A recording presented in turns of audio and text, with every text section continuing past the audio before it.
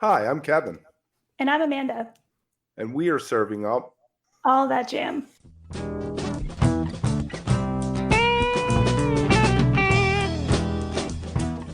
A lighthearted look at the weekend jam bands. where we break down the jam scene's biggest stories, Talk new bands. upcoming tours, And show reviews. A little laughing, some hot takes, and an always positive message for the community. The René Coman Interview Part 2.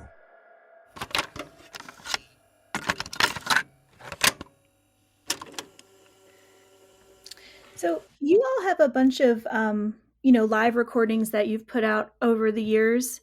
Do you go back and listen to those? I'm always so curious about this. And if you do, are you listening for anything in particular, or just to kind of get a feel for how that show went?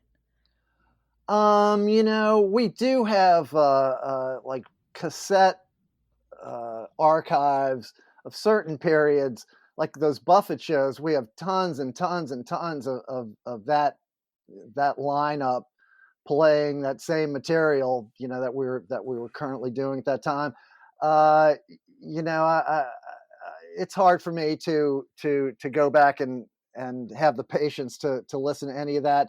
Now, we've done a lot of live streams in the last few years, and I usually will go back and listen to those just to see, okay, how did it sound?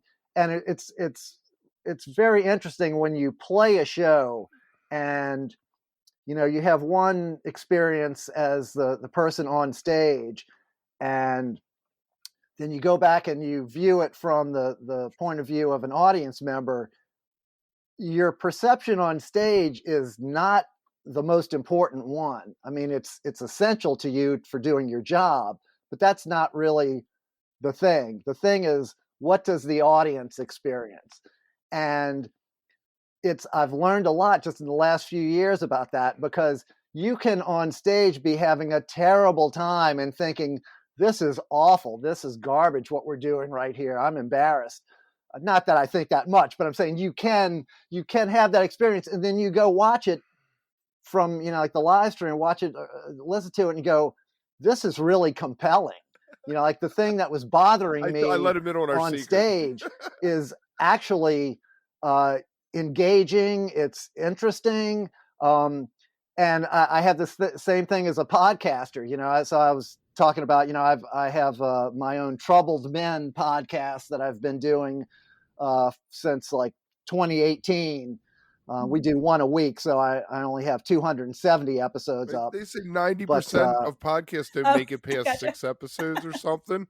And then of that 10%, 90% of them don't make it past 30. Kudos to you guys, because I'll meet a lot of people, and they say, oh, I have a podcast. And I go, really? What's the name of your podcast? And I'll look it up and I'll see, oh, well, you have 6 episodes going back 3 years. So no, you don't have a podcast. You have an idea for a podcast. To have a podcast, you have to produce episodes.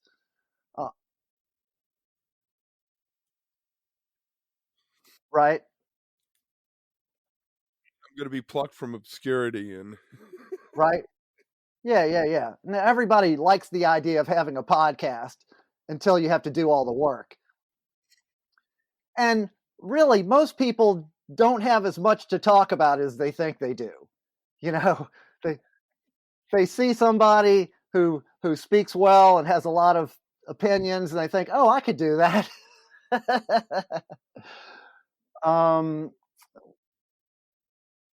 Right. Well, so my point being that as a podcaster, there's plenty of times, particularly when I have a very volatile co-host who will put the guests in situations they didn't, say things to them they were never expecting that anybody would say to them in an interview.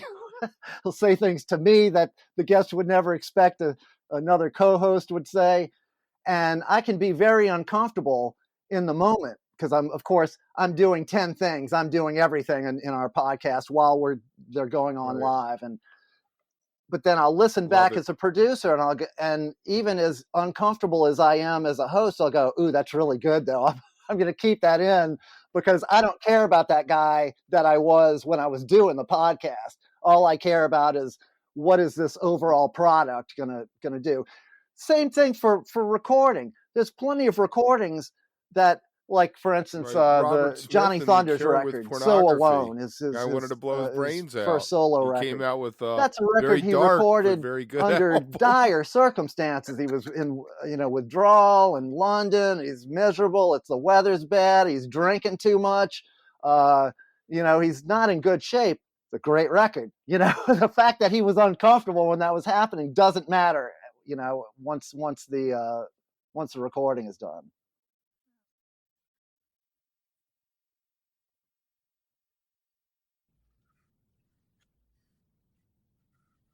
Right. But that's what you just shared is a unique perspective to me in terms of what you're saying is the priority, and you're putting the priority of the experience to the listener, to the fan or attendee, which, to your point, is definitely going to be different in terms of what they're experiencing.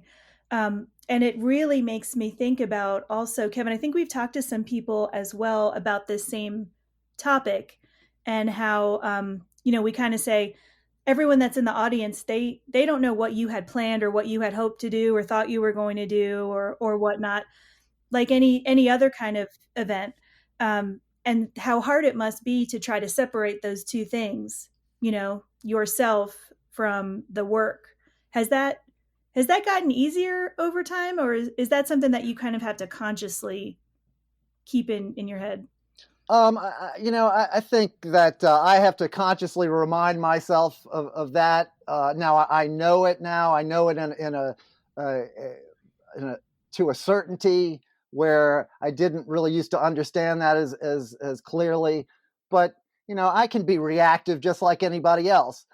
Sometimes I got to talk myself down from a ledge. I was like, take a breath, René, calm down. Don't react to that. Don't, whatever it is. Like, and Joe Cabral stands next to me in the band, and I can sometimes he'll look at me, he'll see the way something went down, I'll be, easy, Ray, easy. They're like, all right, I'm about to blow. He goes, I can see that. But you have to be an adult. You have to keep the focus on what you're really doing here. This is not about you. I mean, this is about us. This is an experience that we're going through for the benefit of the audience, who is also we're in a relationship with. That's a shared experience between us. For me, the ultimate goal is that playing music. I'm not trying to impress anyone. I'm trying to save my soul. Is that we're trying to. God this is a spiritual exercise. This is we're reaching for the divine in art, in music. We're trying to pierce the veil and do something that is worthy of the divine.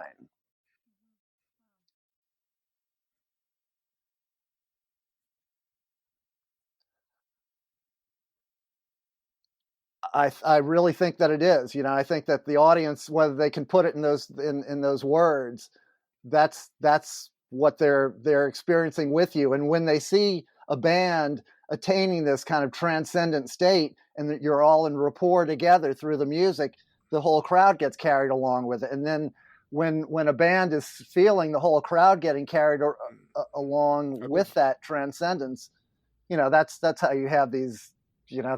That's why people will do what we're doing, as difficult as it may be, because it's such a unique experience in life. It's such a blessing. It's so hard to find those kind of those experiences where you feel like, wow, that really felt worthwhile. Yeah. Wow. Well, that's definitely why Kevin and I are here, and we do this, because that's it. That's exactly it. So I'm going to be at Jazz Fest this year. I was looking at your all's schedule, and it was kind of also making me curious what you just described. You've played for these humongous crowds, and then there's the clubs, in New Orleans and elsewhere. Can you still get that same feeling in front of a huge crowd, or maybe it's even easier? I don't know, because there's more energy coming at you. Every gig is different. You have certain tools as a performer that you can use to trick yourself into overcoming, what may be, like, for instance, a small club is great. You're right there with the people. It's low pressure in a sense, as opposed to a big stage. There's a lot of people. They're all looking at you. Now, I'll tell you, really big crowds, it suddenly that doesn't feel like, it's like nobody's watching you. It's like you're looking at a television or something. It's you feel, so it's like, okay, how do I not have that feeling of like I'm watching a television, like I'm disconnected from this? How do you conjure that feeling that you have in a small club, and have the band play with that? And I'll tell you one thing: you get on a big stage, often stage managers will want to fill up the stage with 4 guys. You'll be 20 feet away from each other. You go, what are we doing here, people? That's not how anybody can do this. So you look at the Beatles playing Shea Stadium; they're within an arm's length of each other. That's how you got to play music. I think he wrote about the first time the Rads played in front obviously, of a crowd, it's big arena shows. U2, these guys that do it, all the time, do it well. They're very practiced in that, but it's not as much fun, man. I'm gonna tell you, it's not like it just doesn't feel the same way. That's a different thing than what we're doing.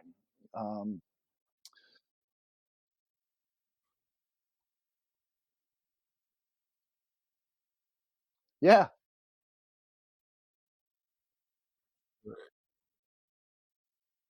Right.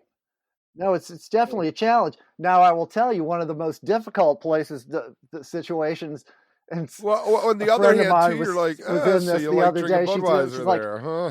how do you like it when the parents of one of your children's friends who don't really know you or your music at all shows up and they're right there? You know them from always find it carpool, funny when and now they're my right kids there were in a younger small and setting like I'd be watching coaching you. It's like, basketball, and one of the other that's the one parents, that I'm I'd like, have a oh fish man, I shirt could on really or do something, without that. and I they'd don't. come up after and I like don't. whisper Now in I your feel like ear, I got kind to of like, prove we don't want myself to this everybody person else or to know. something.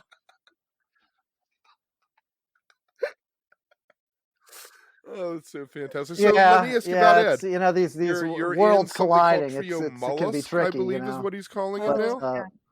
That's true.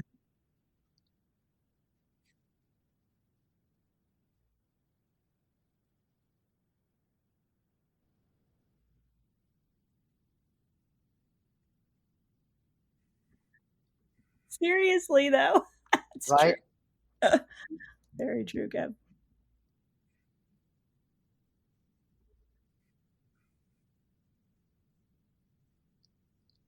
Yeah, there's a couple of side bands that Ed Volker has. Ed Volker from the Radiators, one of the primary songwriters, keyboard player, vocalist.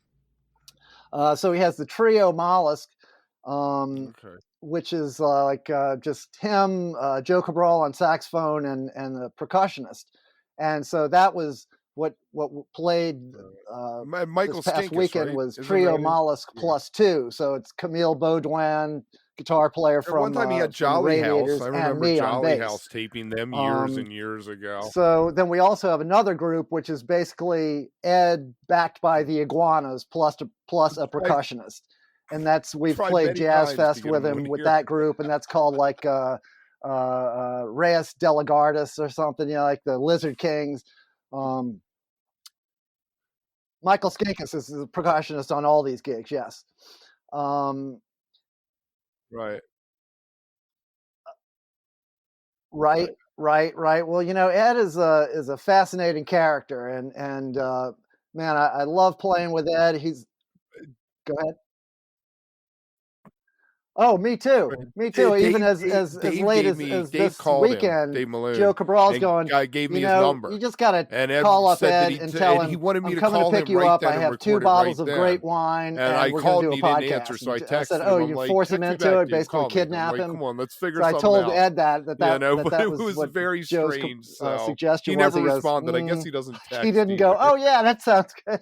He's like technology's evil, Renee. He's Uh-huh.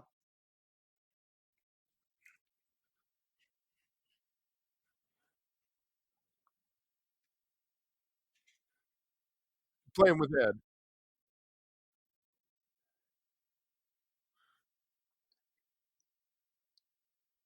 He doesn't text, he just emails, or phone calls occasionally. But I had Dave Malone on, I had Reggie Scanlon on. This guy, it's a fascinating story with the radiators. But we were talking about Ed. Yeah. Ed is a great band leader. He's I love playing with him. He's I have a certain way that I have to play as a bass player based on his style of keyboard playing. He really leads from his left hand, and so my job in that band is basically just to play exactly what he's playing in the left hand, and sit in the pocket, make it all feel good.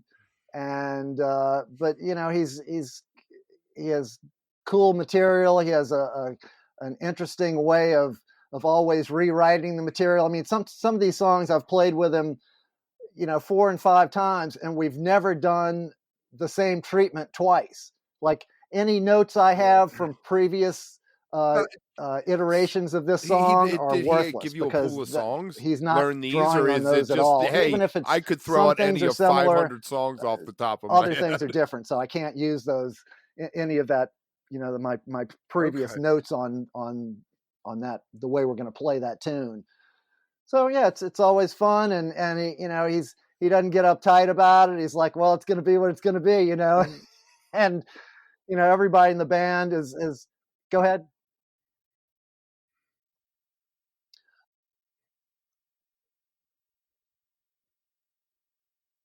No. When we have a gig, he's already got a set list drawn up in order with all of his. I mean, he really approaches a gig like he's composing, like a novel. He's like, okay, and he, in an email the other day, he was saying, yeah, this set list didn't really coalesce until I came up with this certain approach for this one song. Then it all fell into place. I thought, wow, that's really interesting. Just that, that was his point of view. It's like, yeah, once I had this, why don't we just new do a unique whole take roundup on of what this you know one you have piece, coming that up? I made know all the Jazz rest of the Fest, stuff, French Quarter Fest are on the fit in and horizon. have a Are there going to place. be, what kind of So then Iguana we'll shows are we usually looking have at? like Anything one with rehearsal Ed then, with me and the guitar player, and another rehearsal with the other guys, and then we'll get up and play the gig. Yes, it's past Saturday night.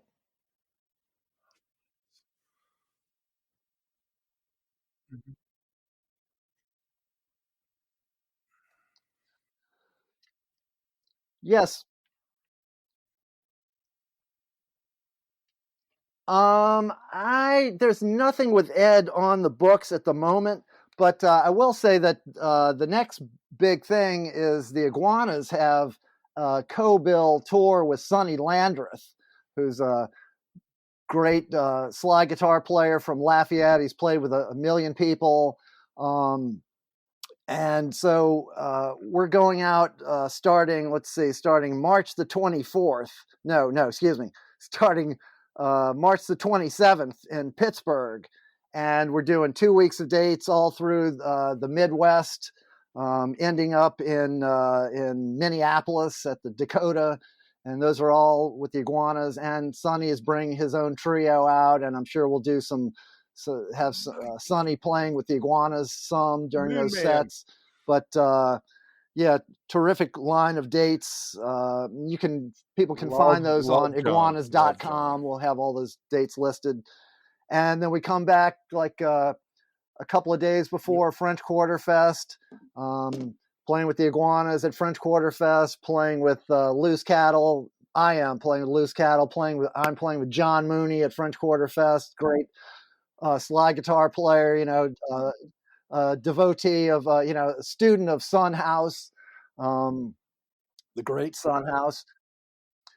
a couple, Lynn Drury, a great singer, Americana singer-songwriter down here. I play with her. She's got a new record coming out shortly that we made last year, playing French Quarter Fest with her. So, the Iguanas are all in several bands besides the Iguanas. It's almost become like a super group in that it didn't start off that way. I mean, we all had lots of experience before the Iguanas, but now it's, we are a repository of guys who play in a whole bunch of different bands as well as playing in the Iguanas. So we'll have a very busy schedule during that, and then Jazz Fest a couple of weeks later, and then right after Jazz Fest, the Iguanas we're resuming that same co-bill tour with Sonny Landreth and going into the Northeast. So it begs the question, I guess you say, in playing, all the different bands. May 16th, is that one of the ways that you navigate how the industry has changed DC, over the year, then, that you aren't going to make money selling an album anymore? Yeah, and then we're going all the way up to to New England during that time on that same trip, playing all over. So again, iguanas.com for all those dates.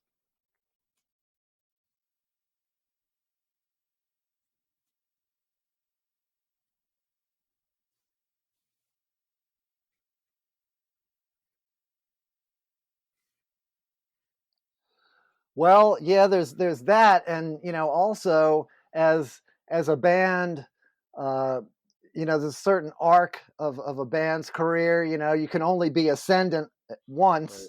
Right. I mean, obviously it ebbs and flows, but you're only going to be an emerging band once. 30 years on, you're a known quantity.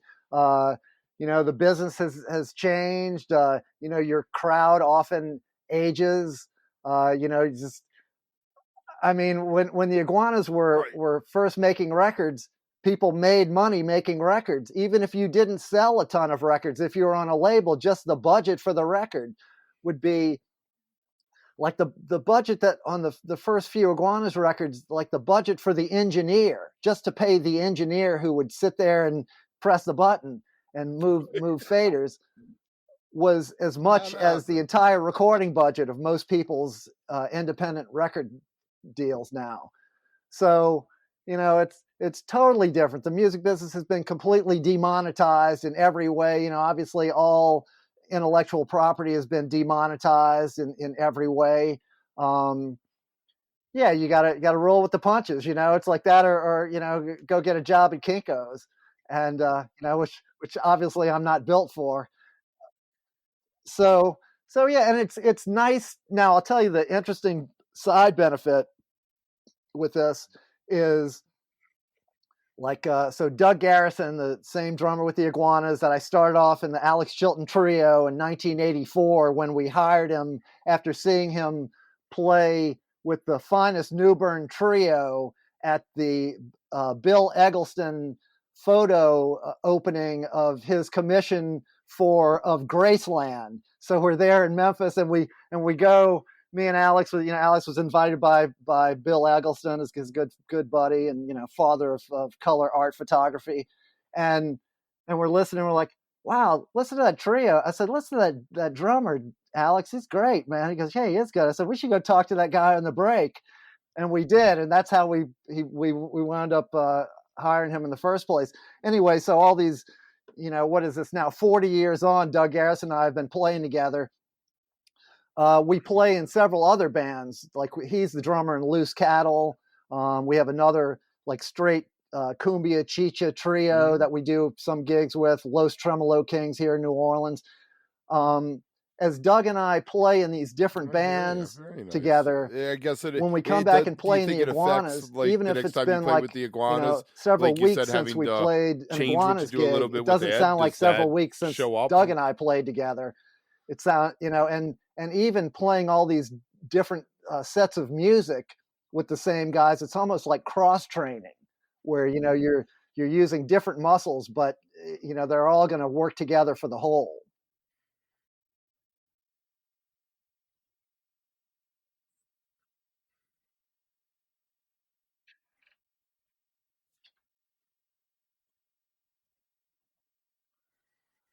I mean, not so directly. Again, I think the the level of nuance that you're operating with musical. That's why I always tell people, have your kid studying music early on. It is the easiest way for children to learn nuance and a fine eye or ear for these kind of aesthetic decisions, then, because children can do that with music. It's much more difficult with like visual art or something else, but it necessarily happens when you are studying music, and it necessarily happens when you're playing music. So the more repetitions you have, the more varied these repetitions are. It all goes to the greater good.